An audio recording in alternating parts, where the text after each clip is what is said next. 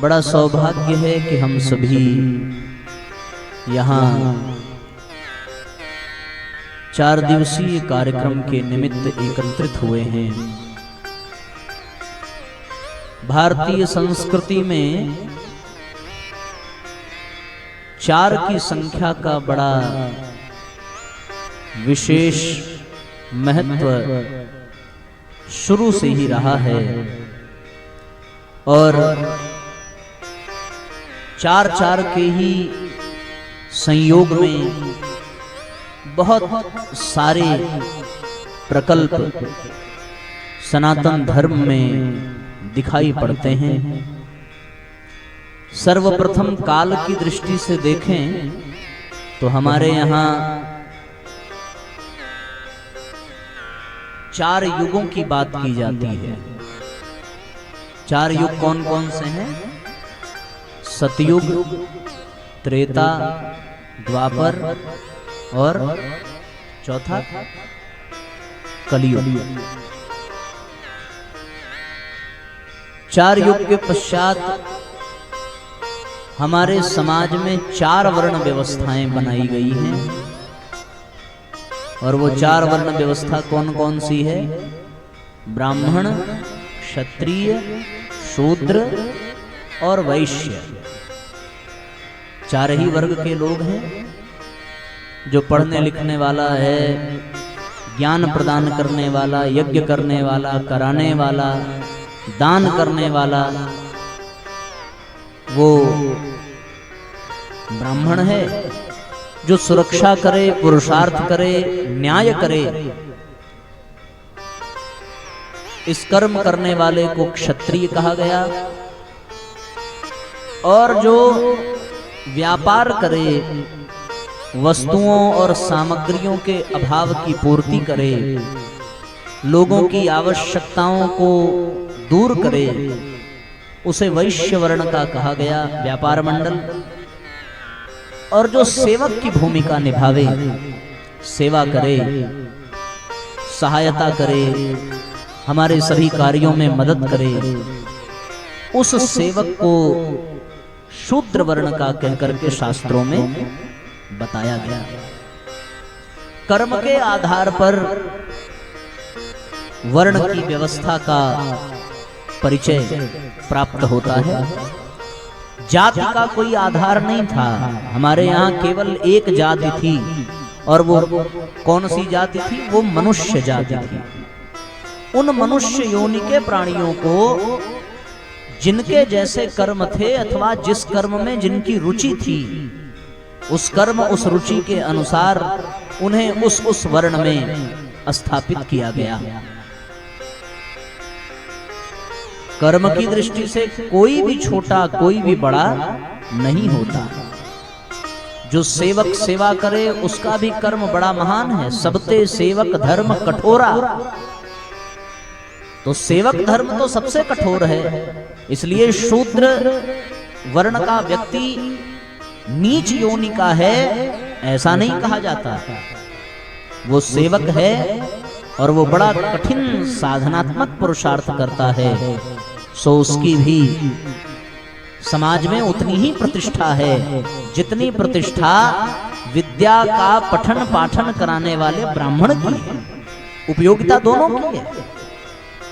ब्राह्मण वेद पाठ करे, विद्या प्रदान करे, लेकिन अगर सेवक कोई न हो, सेवा करने वाला, हमारे कृषि कार्यों में सेवा करने वाला, गौ पालन की सेवा करने वाला, स्वच्छता की व्यवस्था देखने वाला, तो फिर बिना सेवा के और बिना इन कार्यों के क्या समाज केवल ब्राह्मण वर्ण से चल पाएगा?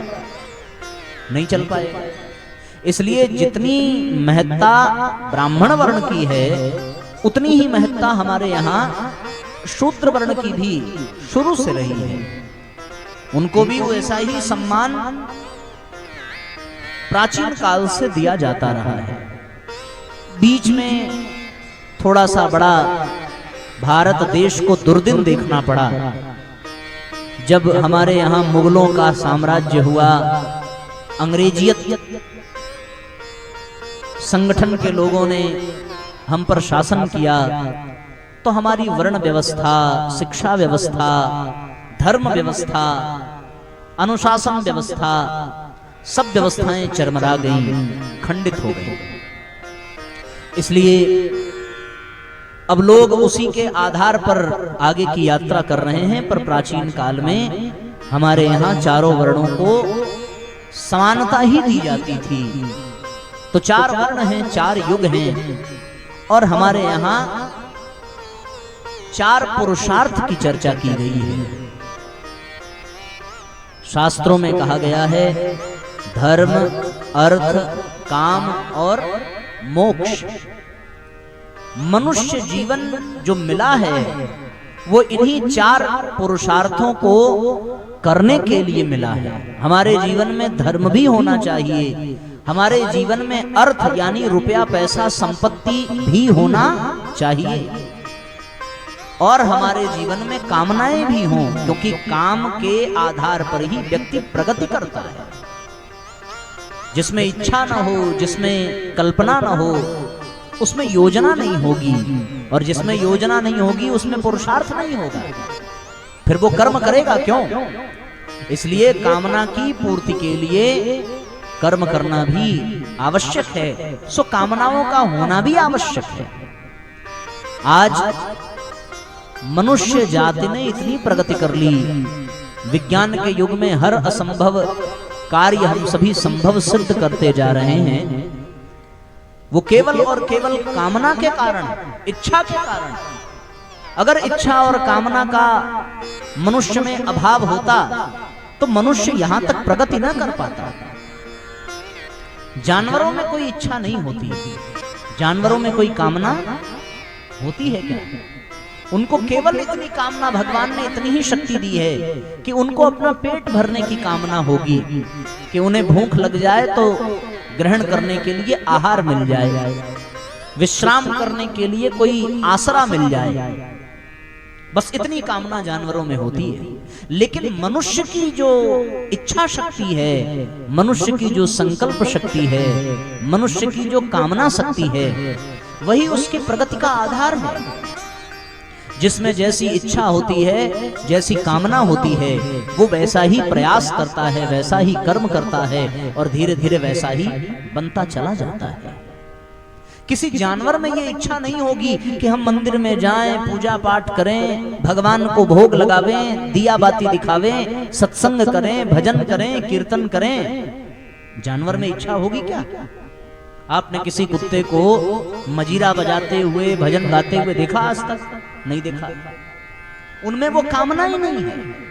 पर मनुष्य में ये कामना है कि वो परमात्मा को पा सके, वो ईश्वर को पा सके, और वो भगवान को देख सके, दर्शन की अभिलाषा।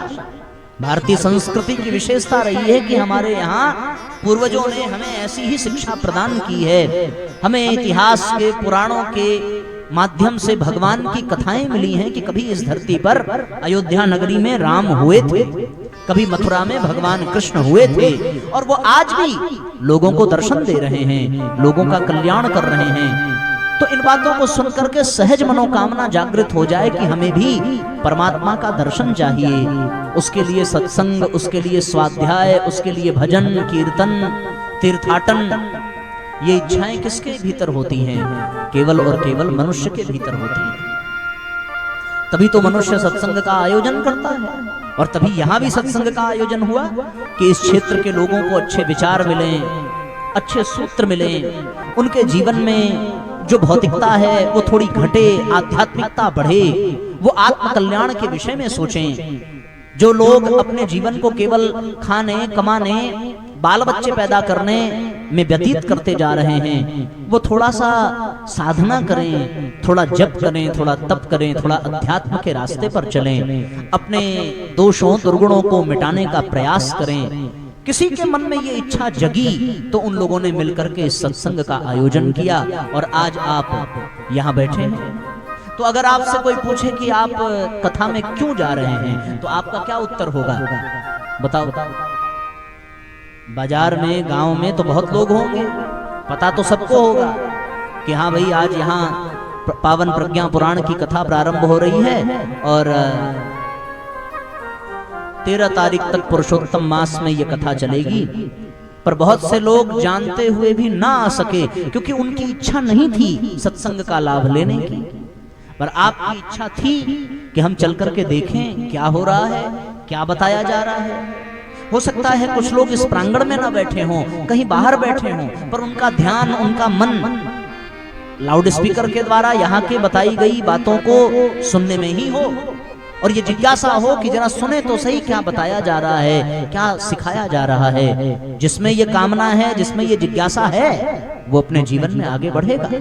पर जिसमें सत्संग की कामना न हो, भजन की कामना न हो, केवल और केवल परिवार, पैसा और पद प्रतिष्ठा में ही, अभिमान में ही, वो सुख सुविधाओं में ही अपना जीवन व्यतीत करना चाहता हो, तो फिर उसे वैसा लाभ नहीं मिलेगा जैसा लाभ आप लोगों को यहाँ आकर बैठने में प्राप्त होगा। तो 4 पुरुषार्थ हैं, धर्म, अर्थ, काम और फिर मोक्ष। मोक्ष यानी समस्त बंधनों से मुक्ति। नाना प्रकार के बंधनों से जीव बंधा हुआ है। जीव भूता महाबाहो येदम धार्यते जगत। हम लोगों ने स्वयं बंधन को स्वीकार करके इस जगत को धारण किया है। इस बंधन से मुक्त हो जाना चाहिए। हर व्यक्ति बंधन में बंधा हुआ है। किसी को उस बंधन का ज्ञान है और किसी को बंधन का ज्ञान नहीं है। हम अपनी आदतों के बंधन में हैं, प्रारब्ध के बंधन में हैं, कुसंस्कारों के बंधन में हैं, परिवार के बंधन में हैं, समाज के बंधन में हैं, यहाँ तक कि शरीर के बंधन में हैं, कर्म के बंधन में है। इन समस्त बंधनों से ऊपर उठना और मोक्ष को, मुक्ति को प्राप्त करना, जन्म मरण के बंधन में है। आवागमन के चक्कर में 84 लाख योनियों में भ्रमण करता हुआ हमारा ये जीवन आज यहाँ उपस्थित है। तो हम लोग बंधन में हैं। बंधन से मुक्त हो जाना, परमात्मा को प्राप्त कर लेना, ये 4 पुरुषार्थ हमारे समाज में, भारतीय संस्कृति में ऋषियों के द्वारा बताए गए हैं। तो 4 युग हैं, 4 वर्ण हैं और 4 पुरुषार्थ हैं। और क्या 4 का संयोग मिलता है? आपने सुना होगा, भगवान स्वयं महाराज दशरथ के कितने पुत्र हैं? बताइए। 4 ही पुत्र हैं, राम, लक्ष्मण, भरत, शत्रुघ्न। हमारे यहाँ भारत देश में 4 धाम की चर्चा है। 4 धाम कौन कौन से हैं? देश के चारों कोनों पर आद्य गुरु शंकराचार्य जी के द्वारा 4 धाम की स्थापना की गई। उत्तर दिशा में कौन सा धाम है? बद्रीनाथ। दक्षिण में रामेश्वरम, पश्चिम में जगन्नाथपुरी और पूरब में द्वारिका। 4 धाम हमारे यहाँ हैं। 4 दिशा भी है, उत्तर, दक्षिण, पूरब, पश्चिम। सब कुछ 4 का ही संयोग है। 4 वर्ण, 4 पुरुषार्थ, 4 धाम, 4 दिशा, 4 युग। महाराज दशरथ के 4 पुत्र। वेद भी हमारे यहाँ कितने हैं? सुना है आप लोगों ने? कितने वेद हैं हमारे यहाँ? 4 वेद हैं। कौन कौन से? जवाब दो भाई, पता है आप लोगों को? 4 वेद, ऋग्वेद, यजुर्वेद, सामवेद और अथर्ववेद। 4 वेदों में संपूर्ण सृष्टि का ज्ञान भरा पड़ा है। ब्रह्मा जी के मुंह कितने हैं? बताओ, देखा है? फोटो में तो देखा होगा तुम लोगों ने ब्रह्मा जी को। कितने मुख हैं ब्रह्मा जी के? 4। भगवान विष्णु की कितनी भुजाएं हैं? 4। सब कुछ 4 का संयोग है। गायत्री मंत्र में भी 4 चरण हैं। पहला चरण व्याहृतियों का, ओम भूर्भुवस्वः। दूसरा चरण तत्सवितुर्वरेण्यम। तीसरा चरण भर्गो देवस्य धीमहि। और चौथा धियो यो नः प्रचोदयात्। गायत्री मंत्र में 4 चरण हैं। ब्रह्मा जी के आदि पुत्र सनत कुमार भी 4 ही हैं। सनक, सनंदन, सनातन, सनत कुमार, ये 4 पुत्र हैं। सब कुछ 4 ही है। हमारे यहाँ 4 आश्रम हैं। 25 वर्ष तक ब्रह्मचर्य आश्रम, फिर 25 से 50 तक गृहस्थ आश्रम, 50 से 75 तक वानप्रस्थ आश्रम और 75 के बाद जीवन पर्यंत संन्यास आश्रम की चर्चा हमारे यहाँ की गई है। भारतीय संस्कृति के 4 आधार हैं, 4 स्तंभ हैं। कौन कौन से? गौ, गंगा, गीता और गायत्री।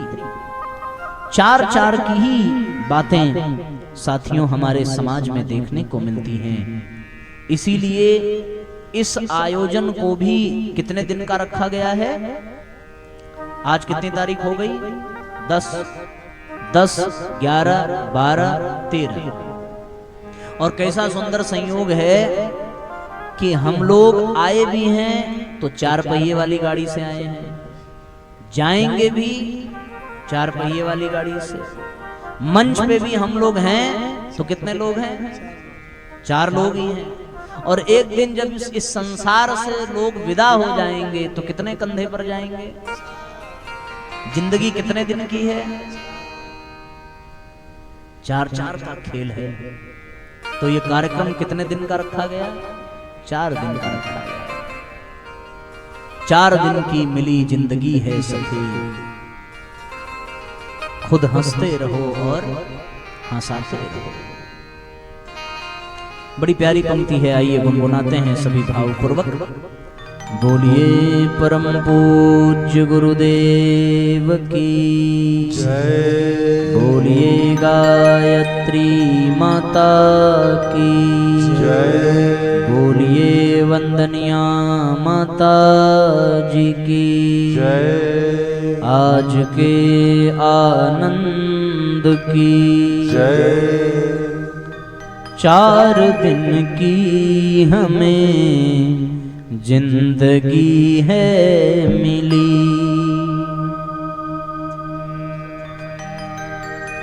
4 दिन की हमें जिंदगी है मिली, 4 दिन की हमें जिंदगी है मिली।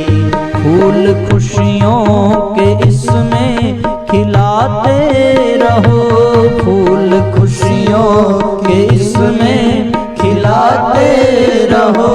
प्यार ही प्यार बांटो जगत में सखे, प्यार ही प्यार बांटो जगत में सखे। खुद हंसो दूसरों को हंसाते रहो, खुद हंसो दूसरों को हंसाते रहो।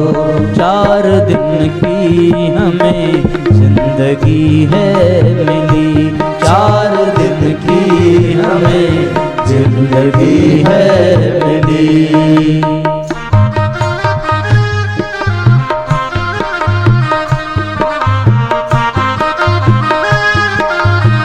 एक साथ तालियां बजाइए और सब साथ साथ गाइए।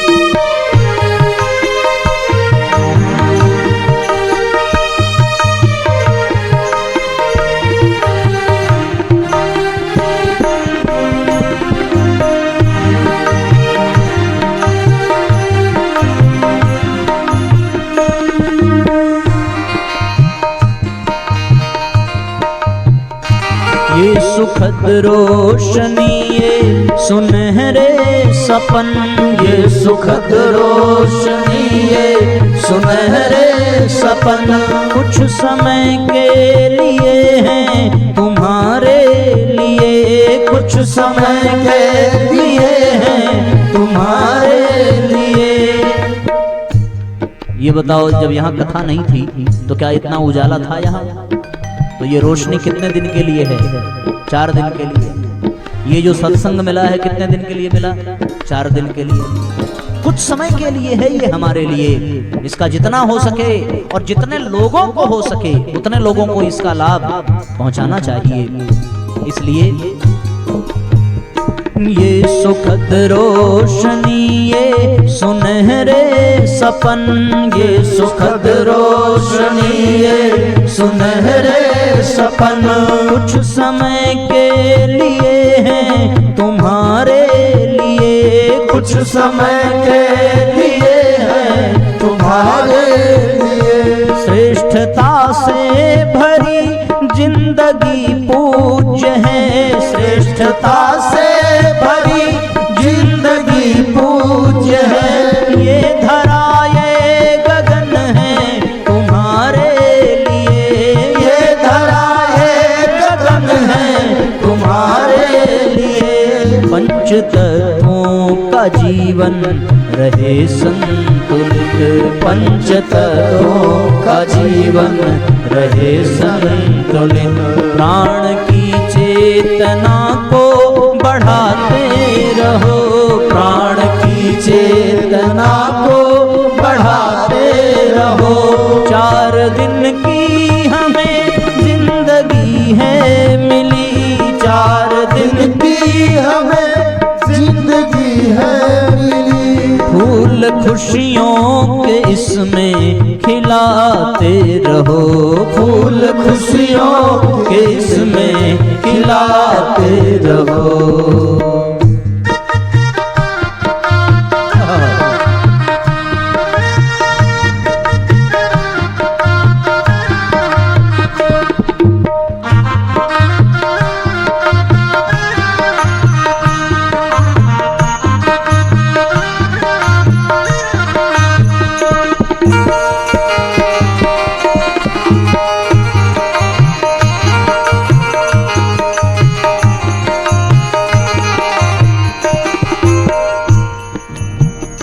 यह जगत प्रभु की मूरत मनोहर परम, यह जगत प्रभु की मूरत मनोहर परम। इसकी आराधना में लगे श्रम समय, इसकी आराधना में लगे श्रम समय।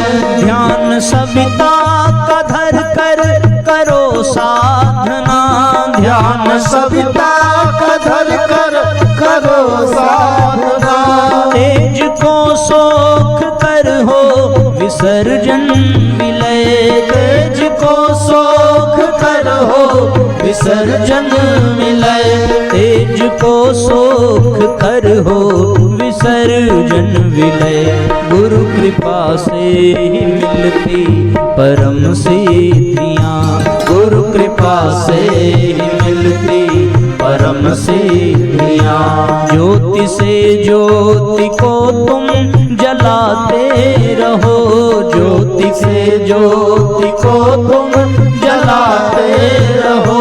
4 दिन की हमें जिंदगी है मिली, 4 दिन की हमें जिंदगी है मिली।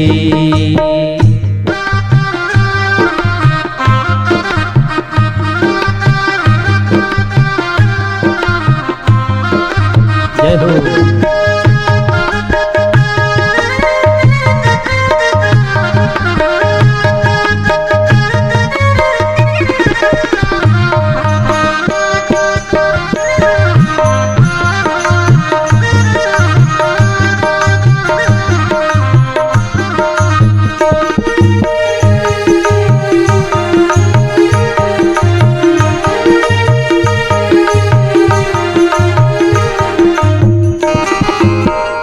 प्यार सहकार से हो भरी जिंदगी, प्यार सहकार से हो भरी जिंदगी। जग से पीड़ा पतन को मिटाते रहें, जग से पीड़ा पतन को मिटाते रहें। त्याग बलिदान करुणा दया भाव ले, त्याग बलिदान करुणा दया भाव ले। ज्ञान की ज्योति जग में जलाते रहें, ज्ञान की ज्योति जग में जलाते रहें। ज्ञान की ज्योति जग में जलाते रहें। कर सको साधना तो करो प्रेम की, कर सको साधना तो करो प्रेम की। नेह का नीर सबको पिलाते रहो, नेह का नीर सबको पिलाते रहो। 4 दिन की हमें जिंदगी है मिली, 4 दिन की हमें जिंदगी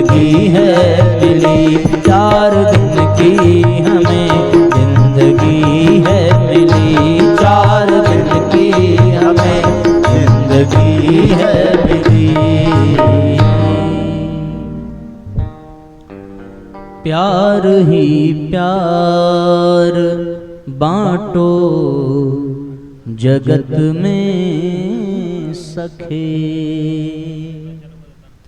खुद हंसो दूसरों को हंसाते रहो। 4 दिन की हमें जिंदगी है मिली।